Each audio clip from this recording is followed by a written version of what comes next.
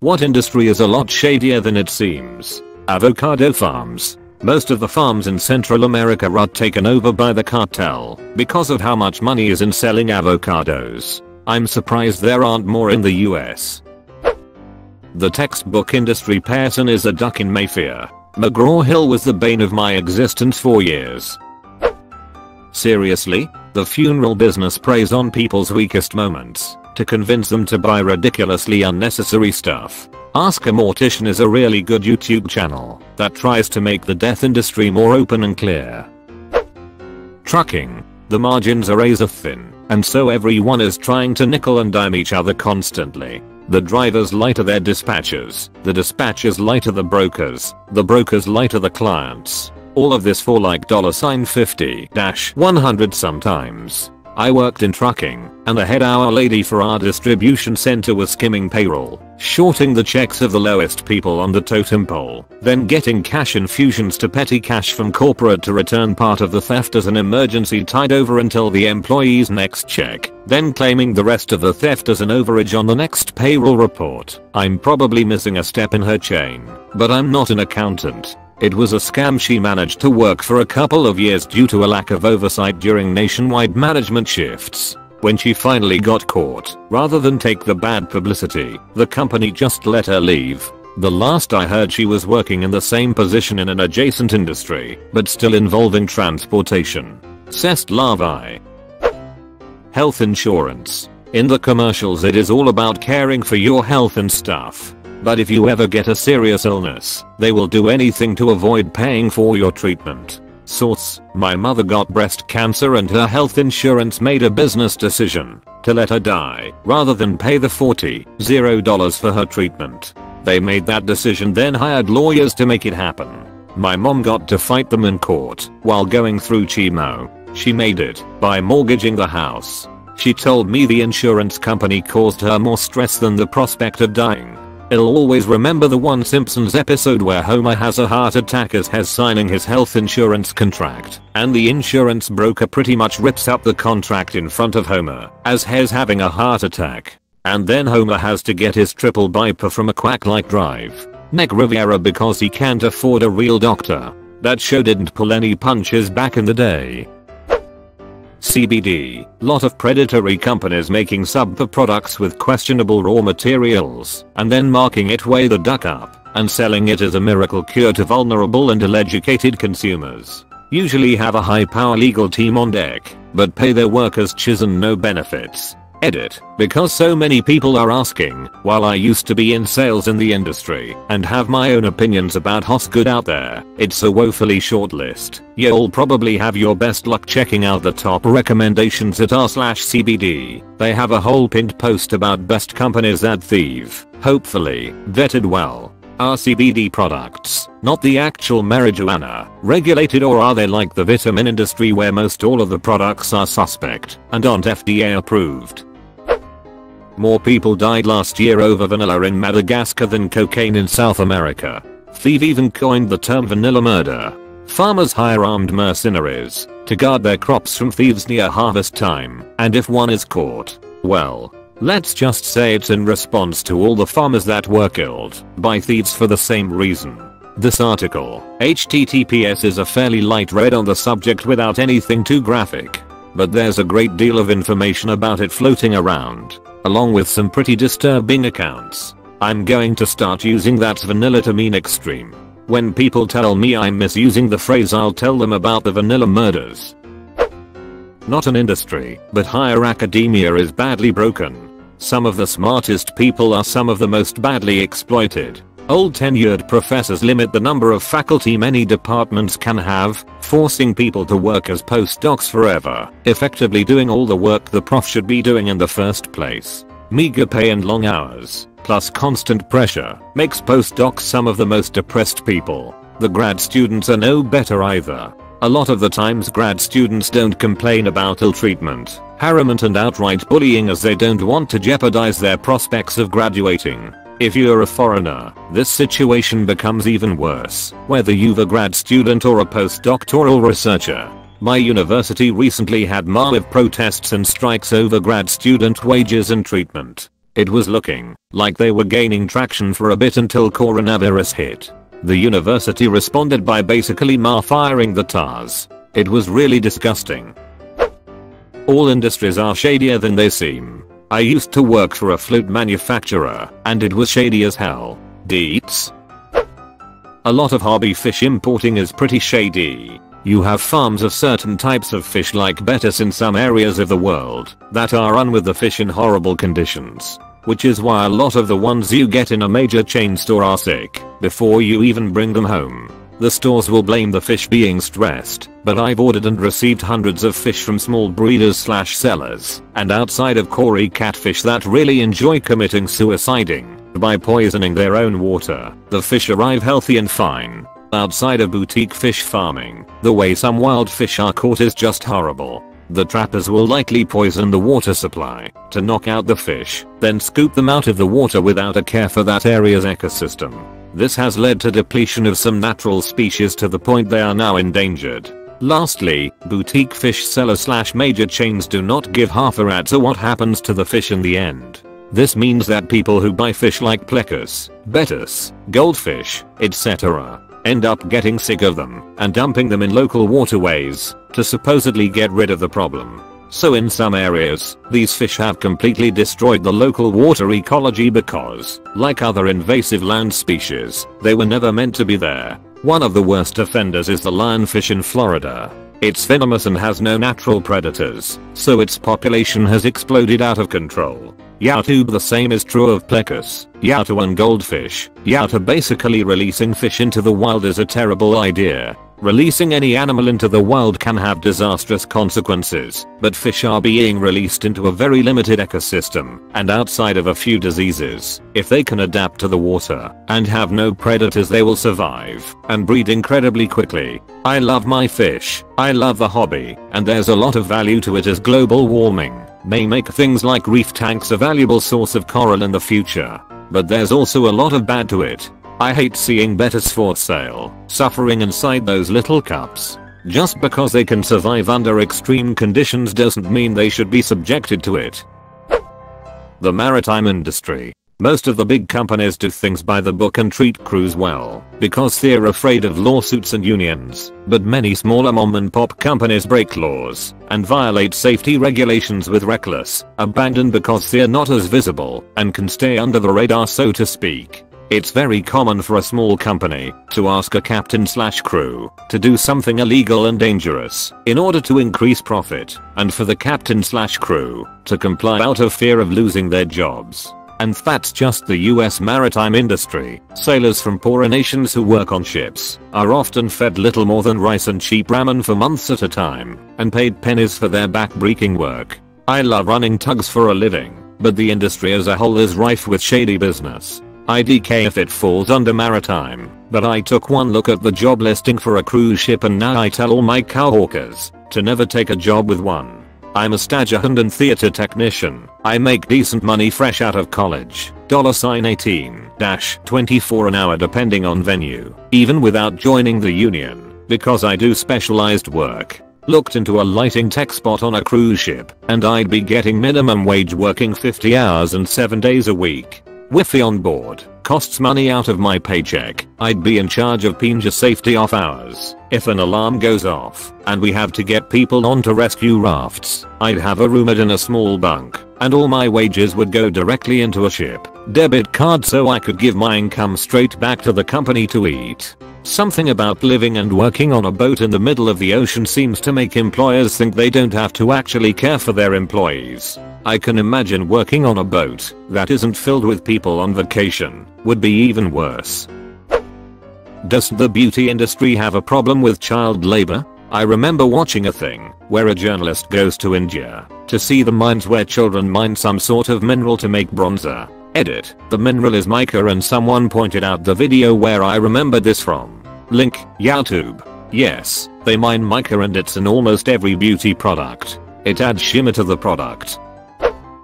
Dietary supplements. It's gotten better, but there's still a lot of half-truths and whole lies. Not all that long ago it was seriously like the wild wild west, and doing your own research is nearly impossible since the signal to noise ratio of the information is so low.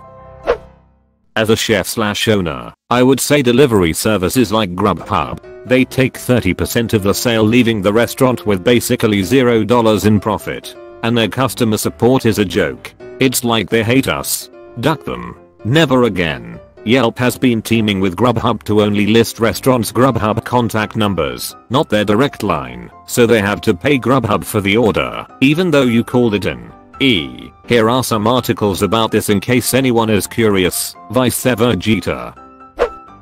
Domain names. There's so much shady stuff that goes on when it comes to domain names. Cyber squatting, sketchy registrars, domain hijacking, scams, predatory pricing, etc. Then there's the whole icon/org fiasco that's been in the news recently. Worked at a domain registrar, can confirm. Domain squatting is a thing, and so is customers trying to blame you if they make a dumb third-party decision. Here's an example. The registrar I worked at had a rather unique domain name that they sold at a rather interesting time. I can't say what it was, but let's just say it had to do with a certain European country leaving a certain union, and the domain was at ELD with just that word in it. The day after everything went down, the former owner contacted us, Pard Account Security, provided ID and told us to change the owner details to another person. He was all smug about how he made thousands off of this sale.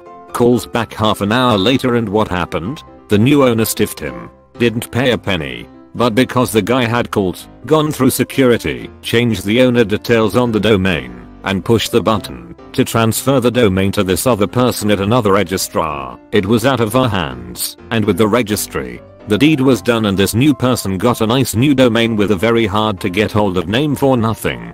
For the record, I'm part of that country and staunchly against what's happened, so being the person who authorized that details change and set the transfer in motion was a moment of malicious compliance you'll remember forever. Pet industry. Basement puppy mills and dogs that are so inbred they can hardly breathe. There are plenty of ethical breeders out there, and some unlicensed breeders are ethical, even if in a legal gray zone. But the conditions of some of the so-called puppy mills can be really bad.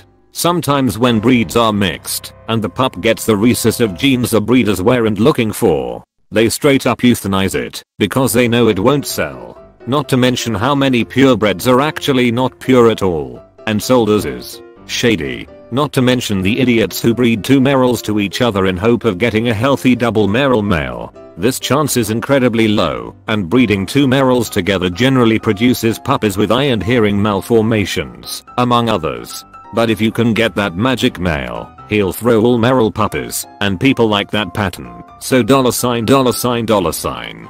I can ID a double merle Aussie or BC from a single photo, and every time I see one I rage. The poor things have a poor quality of life and they are typically dumped on rescue by the Chisty breeder. Open bracket. Jewelry/gems/diamonds is pretty dark. I've seen that movie. Advertising. We don't really give a duck if it works. We already got your money. Even better, it's practically impossible to say it didn't work. Your sales stayed flat? Just think how much they would have dropped if you didn't run that ad campaign. Sungler industry.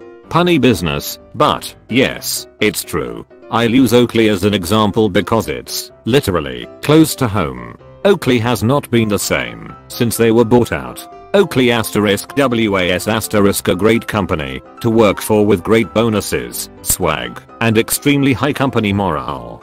Their HQ is one of the coolest buildings you could find, and the people were always happy to work for a legendary company that really treated their employees right. Oakley knew their customers well, but at the end of the day, it's still a business. And Luke Sotica wanted that business. Luke Sotica bought them out in the end, but not through Oakley's own will. You see, Luke Sotica owns nearly all the major Glee's brands and the stores that carry them. They are one step short of a full monopoly of the entire global eyewear industry. Luke Sotica wanted Oakley, so they took Oakley off all the shelves of every major Glee's retailer until Oakley could do nothing but give in.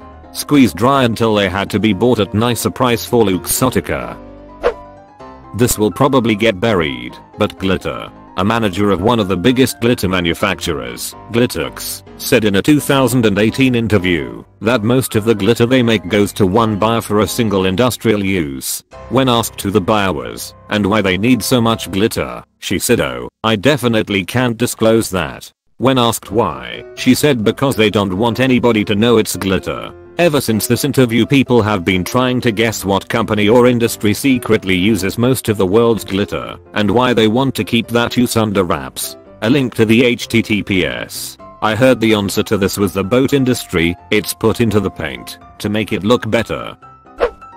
The non-profit world. Unfortunately, most people at the top are in it to make a name for themselves and don't usually care about the mission of the organization. The last company I worked for was a small non-profit helping the homeless, and they did care and did a lot of good work. But the old CEO retired, and the new one the board brought on was more interested in her own ego than anything. Fast forward 2 years from that point. 10 out of an original staff of 35 were let go in the span of 2 months, including me. Several programs had to be scaled back or stopped entirely. The organization came under direct auditing scrutiny from local and state government for questionable financial choices the CEO made, like using funds to travel by air what would normally be a 2-hour drive, repeatedly. And that CEO then resigned because of the hostile work environment created by the city. Another orga friend works for has come under fire for its CEO firing anyone that disagreed with her, especially when they stood up to her making potentially illegal decisions. And that's far from an isolated story. There's a lot of good people in the lower levels, but the C-level execs of these companies are sometimes crazy. Mattress industry. Specifically, mattress firm. Worked in the mattress industry for a bit at a startup. Basically 90% bullshit. And the worst part? We had a real doctor serve an advisory role for our products.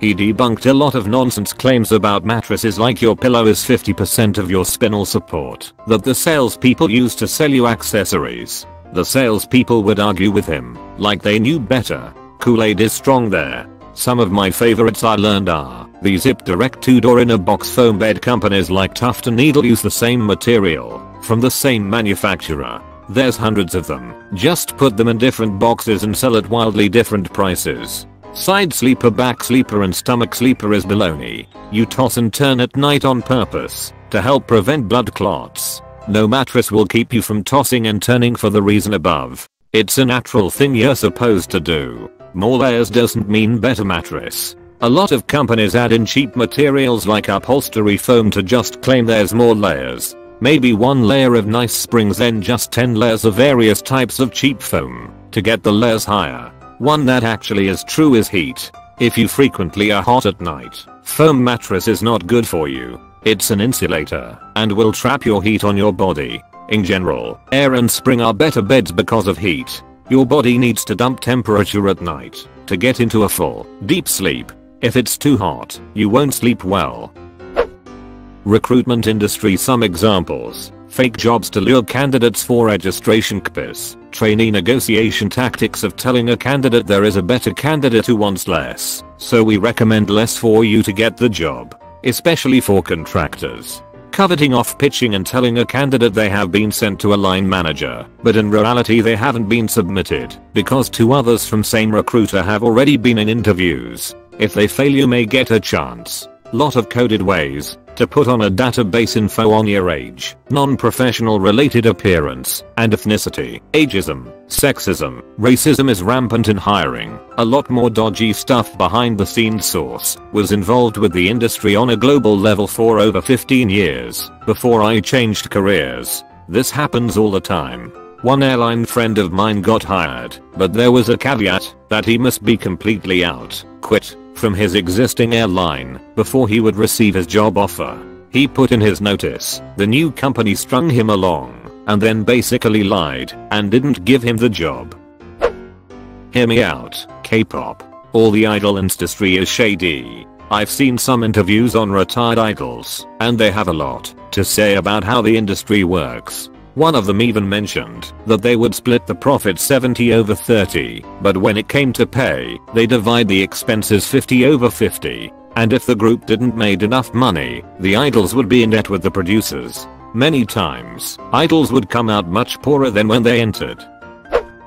Iglers. You have no idea the snow job they put most people through when it comes to buying them. It's far, far worse than trying to buy a new car from a dealership. Wholesale frames are about $5-20. Wholesale lens blanks are another $10. Any kind of dip coating, tinting, etc. is negligible cost and effort to apply. Literally pennies. To top it off, they don't even do a whole lot in-house, but send it to labs which are basically sweet shops that can take up to 2 to 3 weeks when labor time is literally under 5 minutes. Instead of training real opticians and technicians, they are just glorified sales staff now. Most of the time they don't even bother with proper measurement for PD, frame width, or arm fitting. Was an optician in the early 90s. I'm horrified at what the business has become. I bought my most recent glasses at Zenny and got 2 prescription pairs for less than $40. A family friend who's an optometrist recommended them.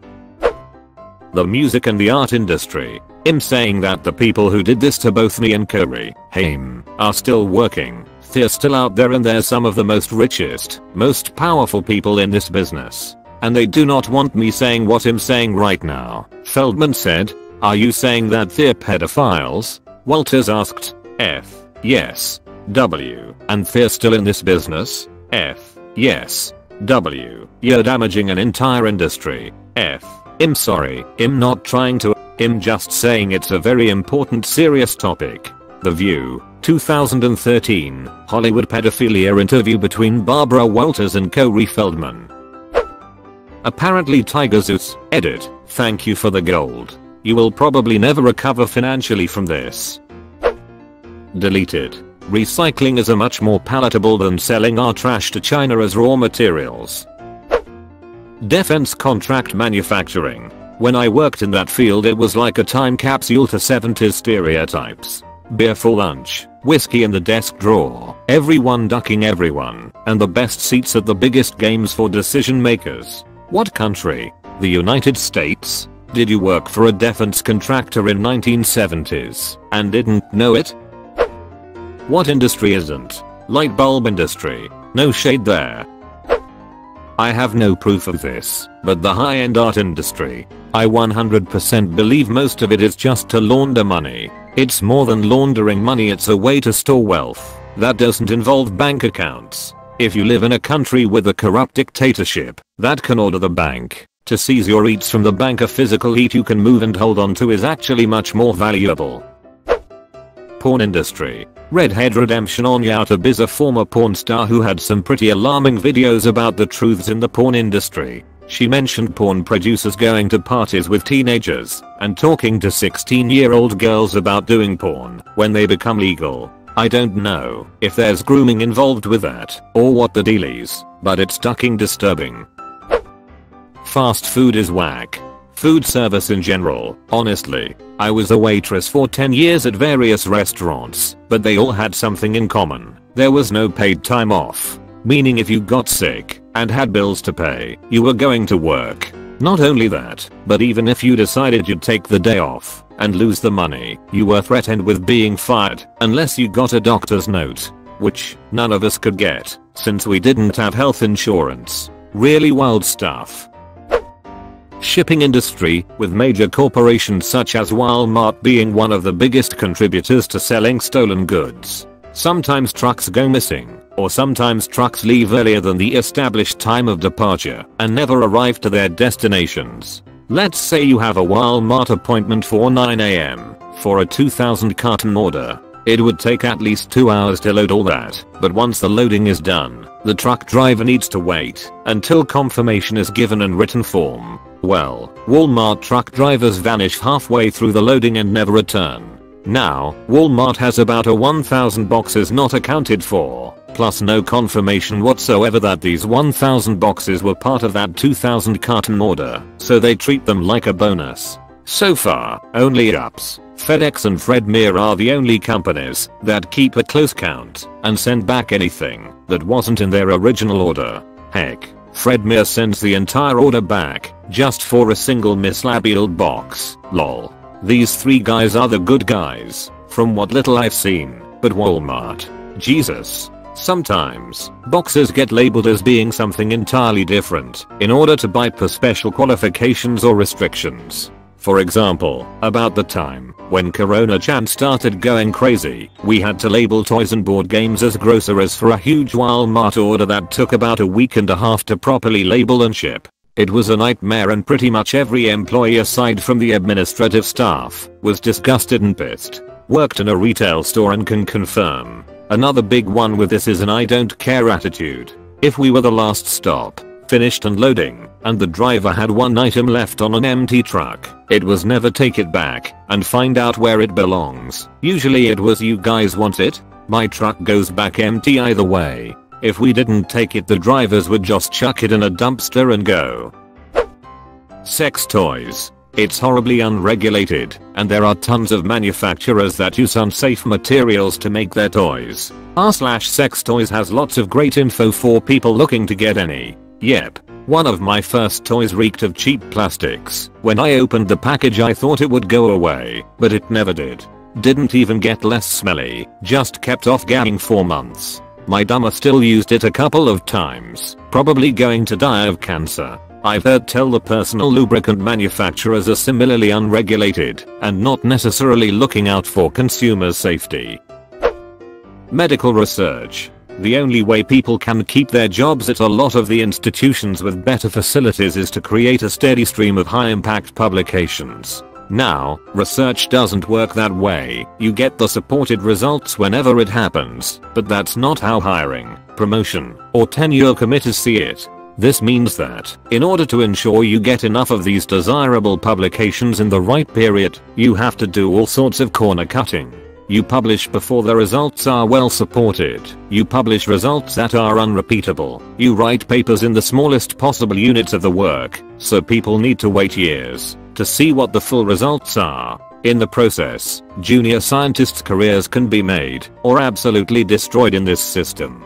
A lucky student who gets the right project can find themselves as first author on a very high-impact paper and be set for years, but an experienced and previously successful postdoc can be ruined when they can't produce the results the senior scientists want, or just not in the right time frame. The senior scientists rarely have the time to do or carefully look over the actual research because they are so busy actually writing the papers and the grants needed to fund the work in the first place. If reviewers catch these issues with the papers, the authors just shop the paper to other journals until it pees, and or they put up such a pitched battle with the editors they just let it par. Sometimes the eds feel they can't handle the pressure, sometimes are just convinced by the bombast. All of us have seen published papers that we rejected for other journals earlier because the work is poorly done or is just incorrect. To be clear, the authors really believe in their papers, even when they are aware of their shortcomings, and they usually have plenty of evidence that papers, just as problematic or worse, have been published, so why not this? On top of everything, the universities and research institutions work over these findings with their press department, and by the time it makes it to journalists, the story is so distorted that it's barely related to the actual work. Bloggers digest this even further, and the misperceptions have spread all over a much wider community. Even other scientists in different areas of the same field will absorb this news as truth. These other scientists on those committees mentioned above, demanding a particular kind of result. As a result of all this, medical research is much more inefficient and expensive than it needs to be. However, scientists need to jobs, grant money, and good facilities to do their work at all, and the system makes it clear what they need to do to ensure those necessities, so they oblige. Edit. I want to be clear that I'm only speaking to a very specific area of scientific research here, and I do not intend to tar the whole field with the same brush. Take it a step further. FDA approval. It's another huge cost to getting medical devices or pharmaceuticals on the market, but the FDA is ducked up. My wife is in the business, so I hear a lot of what goes on. Her company is currently doing trials for a device that can help tons of people.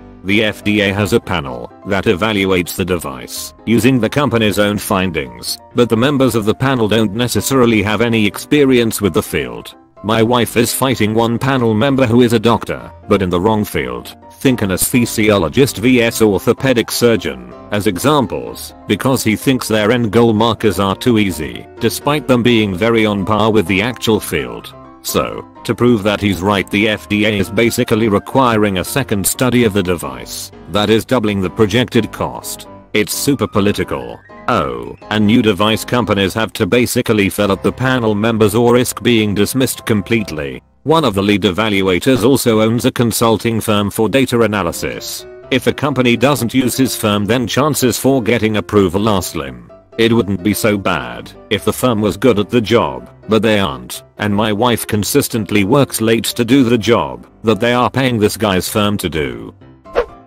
Meat industry. The factories are straight up disgusting, not hygienic, and they break so many regulations it's ridiculous. But OFC, when an inspection comes, everything is in order. Nothing has changed since the 1900s except the fancy machinery. Asterisk asterisk asterisk THEJUNGLE asterisk asterisk asterisk is a 1906 novel by the American journalist and novelist Upton Sinclair. https 18,781,968. Most readers were more concerned with several pages exposing health violations and unsanitary practices in the American meat packing industry. https during the early 20th century, which greatly contributed to a public outcry which led to reforms including the Meat Inspection Act. https Sinclair famously said of the public reaction, "I aimed at the public's heart, and by accident I hit it in the stomach." Rating services like Yelp refuse to advertise, and your good reviews magically get rearranged. Hey, look, if you want to do that and be transparent, I get it. But most every business owner knows how scummy this is, and most clients just have no idea. I have a business that isn't something that would usually be looked for on Yelp. They called and I just froze. Luckily I do long-term rentals and was sold out. Explained I wouldn't have an opening for months. They seemed to leave me alone. Yet they have my business on the front page of Google search under the wrong category. I work for an independent auto shop and Yelp is *RELENTLESS*. They call once a month attempting to sell advertising for minimums of like $200 a month. I signed up for a month and literally didn't get one verified lead through Yelp. I don't blame the salespeople, but they are super pushy and call back with the same script month after month trying to get me to log on and look at how many views my listing has. I advertise on Google and get verified results, and Google has never once called me with a pushy upselling. Eyewear. Luxottica owns a large majority of eyewear and holds a virtual monopoly on the market. They control all prices and will crush competition.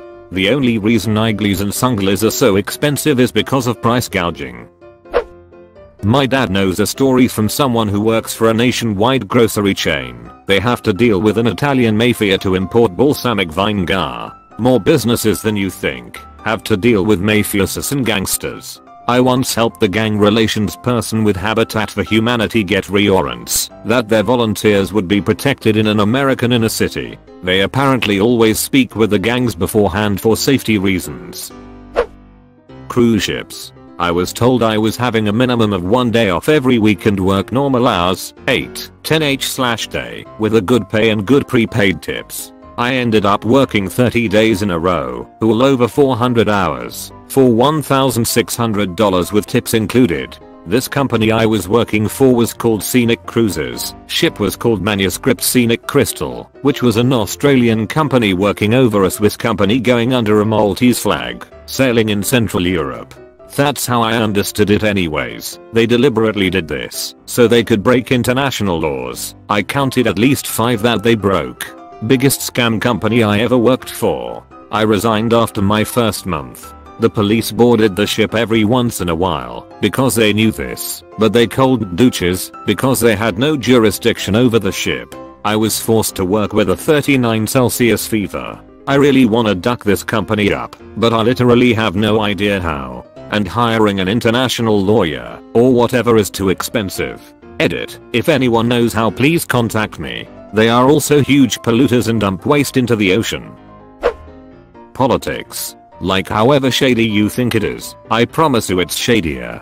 I think it's at least as shady as the first few seasons of House of Cards. I don't know if it's as shady as the last few, but I guarantee there are many bills written that the politicians don't give a chiz about, but they do it to get a W. And I have no doubt that they trade votes and call on favors to get things passed. My favorite part of that show was when Frank was the whip. That was the most enlightening part of the show by far. I think a lot of the rest of it was sensationalized. That being said, we pretty much know for a fact that our current federal government is essentially being plundered by the wealthy for financial gain. And there are people in power who are deliberately working against the welfare of Americans just to make themselves and their friends richer. Nestle. They use child labor, steal the fresh water reserves from small villages in South Africa, promising to give them better access to it, then privatize it and attempt to sell it back to them as bottled water at a price they can't afford. Not to mention, I believe they used some water sources rural villages needed for drinking water and used it to pump their wastewater into, then hide behind their lawyers to let them get away with it. The gourmet mushroom industry. The short of it is that I pulled over to check on what I thought was a forest fire in the middle of nowhere, British Columbia. Turned out it was a wandering grove of, for lack of a better title, Canadian mushroom gypsies looking for matasuki, pine, mushrooms, and chanterelles. Next thing you know, my car keys vanished, and I was put to work for 2 days with payment being a sandwich and a few beers. We wandered the forest, digging up pine buttons, and learned way more about mushrooms than I ever imagined, and we were warned heavily to stay close to our own /captors /kidnappers whatever, as the rival group was not above violent tactics if you entered their territory. This was affirmed when I stumbled upon an angry man from the other side pointing a shotgun at me. Whether or not there's truth to it, I don't know, but supposedly the mushroom world was once incredibly lucrative until the Chinese mob infiltrated it and gouged the prices. After 2 days, my keys mysteriously reappeared with my car unharmed and nothing missing. No one would answer where it went, but they all knew. Hands down the nicest kidnappers ever, but it was a wild experience. Edit. Oh my land, to this blow up. I found the journal entry with the full story. A few years back I started writing short stories on my bizarre life experiences, and, thankfully, this was one of them. I'll find a way to share it as soon as I have better access than my phone. Edit 2. Oof, where do I share it? It's too long for a comment. Should I just share it as a document and give you all the link? Sorry, I'm a Reddit idiot. Edit 3. Okay, I shared it in 3 comments below. Hope you enjoy it. What the actual duck? The umbrella industry. The cloud industry is a massive cover-up and throws shade that the umbrella industry could only dream of. Football. Edit. Gosh, I meant soccer. Does anyone think professional sports in general isn't riddled with shady chits? The tire business. Tires are a scam and shouldn't cost anywhere near what they do. Everyone along the supply chain is making bank. It's one of the industries I would love to see disrupted. Mental health facilities. A lot of people trust today's mental health facilities, but from my experience they are quite flawed. Staff can be judgmental and condescending and downright cruel. A family member of mine was institutionalized for a while. I say with full certainty she was healthier before she went in than coming out. The places I've seen are most definitely for profit. They had no intentions of having her fixed and released. Also, sloppy. She was given the wrong people's meds several times. She was also prescribed dangerous combinations that wound up having her sent to the ER. Really stupid mistakes were made over and over. Can confirm. My fiance, before I met her, tried to kill herself over 15 times. She's been hospitalized half of those times and sent to residential, long-term mental facility, 3. Every time she went she was abused/neglected and was forced to stay way longer than she needed to stay. Last time she went she was raped by a fellow patient, but did not tell anyone until the facility was forced to send all patients, those who were there during the rapist's time, a letter stating that charges were being pressed, and if you were a victim, show up at court at such and such date. The rapist pleaded insane and got away with it. It is sad. We have 6, but sometimes she has flashbacks, which then ruins the mood. Not complaining, but she is such a sweet and amazing woman. It's a shame that it happened to her. Edit, spelling and clarity. The cemetery industry. Cemeteries charge premium prices for choice locations and hefty fees for opening and closing graves. The national average cost of opening and closing a grave is $1, $240, or significantly more, depending on location. Burial planning. I filed for unemployment recently and had to disclose if I had a burial plot on the same page as listing, if I owned real estate or a car. Seemed super strange, but I never realized how expensive plots get. All of them. Every industry has serious problematic element that most people don't know about since they aren't immersed in it. Take the art and entertainment industry. The exploitation of workers is getting better known, but even beyond the sexual depravity and general abuse, animators work ridiculous shifts with little creative/copyright control even over the stuff they do outside of work. Talk about the medical industry, where doctors receive kickbacks on prescriptions and such. The way Big Pharma pushes pills and restricts innovation and new technologies/treatments through things like the FDA. Talk about the food industry. Well, there's a lot on that. Everything's shady. Even right now about the half the world is dark. It's just how it is. Haven't seen anyone mention fashion/clothing industry. All the major retailers in that are in every single mall use sweet shops. Gap, H&M, Nike, Zara, Aldo, La Senza, Aeropostale. Universities. Look at on ice storms, gym, facilities, and the party scene is great. It's overpriced, but if you don't come here then you're almost unemployable in a desirable career, so it's not like you can't. And we don't kick out the terrible and predatory students cause their parents donated a building to the school a few years ago. Sorry. Jokes aside, I'm really happy about getting accepted and where I'm personally. It's still a systemic issue though. Pharmaceutical industry. To wit, 1. Controlled by multinational corporations, but prices differ radically from country to country. 2. A much stronger financial incentive for a treatment, continuing need for a prescription, than a cure. One dose and you are done. 3. Advertising. How is that a legitimate basis for selecting medication? I could go on, but that's a decent start. Seriously, gentlemen's clubs aka strip clubs. I worked as a bouncer/DJ for many years in a couple clubs and there is a lot going on in the background that is shady as hell. Not only from the dancers but also bartenders, bouncers, management, owners, etc. What kind of things? Fishing industry. As a new manufacturer up against brands well known for manufacturing in China for generations, I found that from the highest up to the lowest down, they present an offer to make more money together, and time after time after time, it doesn't pan out as presented. I stopped my business. In about a year, I might give it another shot, but times will be much different. However, those businesses have generations of success killing the competition. I'm pretty sure I'm no match for them due to— sorry, I have actual values. I'll get financially killed again. But hey, if you like to fish, I make a really good fishing line cutter. We can do commerce in a better way. The plastic industry. They focus on telling the individual to recycle as a way to address/fix the global trash crisis. The real focus should be on companies that produce plastic and label it as recyclable, but recycling companies cannot actually recycle the materials. It costs too much to recycle certain materials and no one is willing to buy them. A lot of industries can't and won't use recycled materials because it would compromise the integrity of the product. It's more expensive and does create emissions to recycle them in the first place. You hit the chisty recycled plastic nail on its corrupt head. The whole recycling industry is just that, an industry. I remember being taught to reduce, reuse, recycle. We seem to have forgotten the reduce and reuse part. The recycling part just makes people feel better about themselves. I have done much research and interviewing on the subject, if anyone cares to rant. There are solutions for dealing with our global trash, but they are not sexy and would require a lot of re-education for the public to embrace. Instead, we'll just save sea turtles from straws.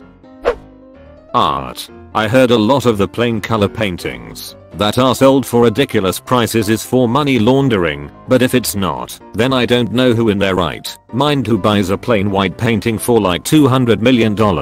Wilson Fisk. Airbnb shady and ruins affordable housing. The average annual revenue for an Airbnb host falls at $9.570, but the median revenue is $3.300. What accounts for this astoundingly different $6.270 gap? A closer look at revenue by percentile shows the highest earning hosts, less than 0.03% of hosts surveyed, made over $1 million through their combined listings, and 98% of hosts made less than $100K. Hello, most people who use Airbnb are doing it as a side income, but the top 1% who use it massively abuse the system and destroy housing prices. The condos where my friend lives are maybe about half occupied by actual residents. Even though it's against the HOA rules to rent out your condo, they have a ton of units getting used for Airbnb year-round. It's almost impossible to track which ones are doing it too, and even if they can prove it, there's not much that can be done to stop it. So it's a huge security issue for the complex. But the worst part is that it means those units are no longer part of the housing inventory for the city. This is in Silicon Valley, where housing is eye-wateringly expensive, and you can't go 2 blocks without seeing an old RV that someone is living in. Chiz is ducked up.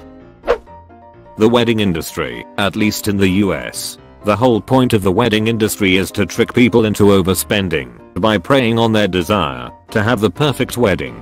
So you have to have multiple photo shoots, a beautiful venue, excellent catering, an expensive dress/suit, etc., all at an exorbitant price. It's a scam. A lot of traditional wedding staples, like the white dress, service performed by minister, etc., are based on actual traditions and beliefs, but those traditions don't mean anything anymore and now are sold as traditional to squeeze more money out of you.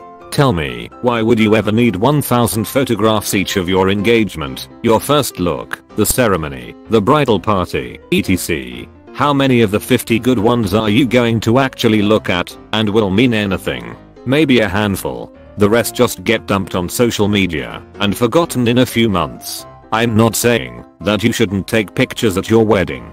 You should. But there's no reason to spend thousands to take pictures of contrived setups, like the first look.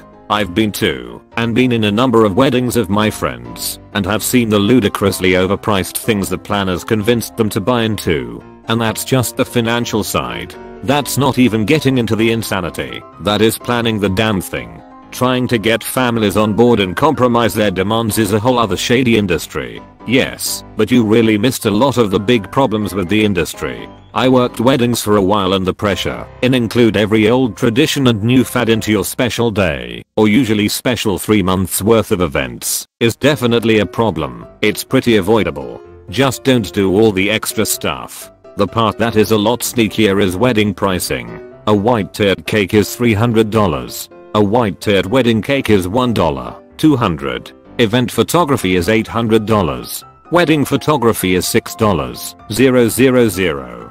Table and chair rentals are $400. Wedding table and chair rentals are $1, $800. Some of the increased pricing makes sense for things like photography, where there is a legitimate difference between a wedding and most events, but most of it is completely made up, just because people's wedding budget is always going to be higher than any other even budget. Some pro tips for anyone planning: don't tell your vendors it's for a wedding, unless you absolutely have to. If you're hiring people, you should tell them, band, photogs, DJs, etc. If you're hiring goods, food, equipment rentals, venue, they don't need to know. Don't include wedding in your web searches. Wedding invites often costs $4 to $8 an envelope. Printing and packing the exact same thing through any other printer is usually between $80 and $2. Think of what you need and, at its core, what it is. You don't need a ring pillow, you need a pillow. You don't need a wedding guest book, you need a journal. You don't need a wedding dress, you need a dress. Adding the word wedding to any product will double, triple, or quadruple the price instantly. Scholarly journals. The actual research is usually paid for by the government. When it isn't paid for by the government, it's paid for by a foundation. or in pharmaceuticals by a corporation that is developing a drug.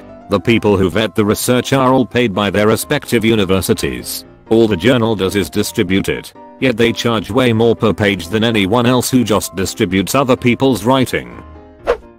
Hollywood/television in general. I'm a big Mr. Keth fan, so I decided to have a quick look at some of the backgrounds of the chefs/presenters on the show. The amount of well-known celebrity chefs who have been in controversies around underpaying their staff is ridiculous. We are talking millions in unpaid wages in Michelin star restaurants, but yet they get to play the high horse high integrity roles on these TV shows. I guess this is more related to how the restaurant industry works, but yeah, it's hard to find someone to look up to. The childbirth industry, and in the adoption industry too. It has been rife with corruption, coercion, and trafficking since the orphan trains in the 1800s. Here's an excellent comment, https that discusses some of the unethical practices of adoption agencies and why their rise. Here's a comment, https that has links to articles about the connection between human trafficking and adoption. US agencies typically charge adoptive parents based on the race of the child they adopt. It's all just so terrible. Every industry is shady as duck. The propane and propane accessories industry. Damn it Dale, I'm gonna kick your A. Rent to own, they prey on the poor, and you pay way more than what the item is actually worth, let alone selling for. If Reddit is to be believed, most car washes are probably just fronts to launder money through. Well, that's why there's wash in the name. It's the 80/20 rule. 20% of any industry is going to cause 80% of the problems for that industry. This is why we need actual government oversight and regulation to minimize the damage caused to society by duplicitous business practices. But we changed our campaign finance laws to legalize bribery, and now the 20% gets rewarded for causing damage to the society for profit. Get money out of politics and watch your life improve for the better. Dog boarding/daycare, not shady in the Mayfair sense, but yeah, I'd be surprised at some of the places I've worked at. Aggressive dogs don't get kicked out. Very dishonest about what goes on behind the scenes. Not enough staff to care for the number of dogs. My coworkers at my current job have had the same experience as well. We were all very happy to find a place that actually treats the dogs as the #1 priority. Most people are just in it for the money, which is funny cause there isn't much money in the dog industry. Higher education. It's a lot of nearly scamming kids into going to specific schools and not properly preparing them for the cost and, in most cases, overwhelming debt. $900 textbooks, $750 digital codes for a few lines of text or tests, books that change one sentence per edition, change yet require new books, etc., etc. Not everyone can be a doctor, or psychologist, or teacher, yet schools will pump out hundreds a year for a single profession, and keep telling others that the demand will be there. Then you'll have the assholes calling people names for going for worthless degrees, because somehow that's helpful. Then you have a whole duckwords touting how they worked 10 jobs working 340 hours a week while doing full-time school, taking care of 16 kids, a wife with cancer, solving world hunger, and curing cancer, and they still got straight A's and a job paying $400,000 out of school. If they can do it, then you're just a lazy ducker if you can't. Chiz like that. I'm more comfortable than anyone in my chisty redneck drug addict piece of crap family has probably ever been. Despite that, I still understand and recognize the plight of others less fortunate than me. The whole thing is a depressing racket. In case you hadn't noticed in the past few years or so, video games media. The only issue is that people act as if this is a new thing and ignore ZX Spectrum magazines reviewing games entirely based on fake screenshots. Amiga games companies suing publishers because their review scores weren't high enough. Atari buying positive reviews for Drive 3R from Future Publishing. An editor being sacked because their review score for a game that was sponsoring the site wasn't high enough. The list goes on and on. Amongst British ZX Spectrum magazines in the 1980s, 75% was effectively agreed upon as the lowest score a magazine could give to a game published by an advertiser. Also giving reliable reviewers games early, sometimes with extra goodies for them, while unreliable reviewers have to wait, is straight up bribery. Deleted. Banfield to be correct. A nationwide monster of a vet office chain that works out of a pet food store almost exclusively is garbage? I don't know how this surprises anyone. Oh my, you watched until the end? That's fucking awesome, dude. Thanks for watching.